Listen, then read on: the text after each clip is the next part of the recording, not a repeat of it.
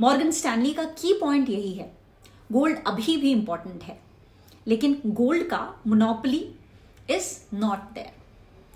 House hold gold, मतलब अगर हम एग्जाम्पल से देखें तो household gold wealth is $3.6 trillion और इक्विटी वेल्थ देखें तो $1.1 ट्रिलियन है, जो अभी भी गैप है but it's growing very fast, direction change हो रहा है। इसी को सेकुलर शिफ्ट कहते हैं।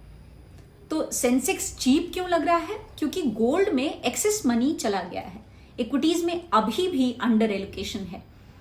तो जब इक्विटी पार्टिसिपेशन बढ़ेगा, एसआईपी फ्लोज ग्रो करते रहेंगे और पेंशन और इंश्योरेंस मनी इक्विटीज में जाने लगेगा, बिकॉज उसको सेफ हेवन नहीं मानते थे इक्विटीज को। तो पेंशन वगैरह का जो पैसा आता था, never ever they mean people invested into equities, वो भी आने लगेगा। मार्केट का वैल्यूएशन मल्टीपल टाइम एक्सपैंड होगा।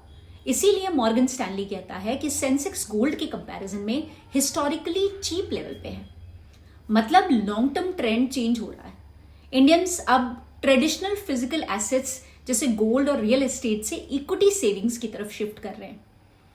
इसी शिफ्ट का मतलब है मैक्रो इकोनॉमी बेटर हो रही है, इंटरेस्ट रेट स्टेबल या लो हैं, इक्विटी मार्केट्स में कॉन्फिडेंस बढ़ रहा है। अब बात करते हैं वैल्यूएशंस की। मॉर्गन स्टैनली ने कहा है कि सेंसेक्स का वैल्यूएशन अब गोल्ड के कंपैरिजन में हिस्टोरिकली लो है। यानी अगर गोल्ड प्राइस के अगेंस्ट स्टॉक्स को देखा जाए तो स्टॉक्स सस्ते लग रहे हैं। और ये सस्ती वैल्यूएशन सिर्फ एक मीट्रिक नहीं है। Morgan Stanley future growth potential और कंपनी अर्निंग्स बूस्ट के बेस पर भी मार्केट को सपोर्ट करता है। अब अगर हम फोरकास्ट की बात करें तो मॉर्गन स्टैनली ने अलग सिनेरियोज भी दिए हैं फॉर द फ्यूचर प्रेडिक्शन, मतलब 2026 के एंड तक what can be the cases.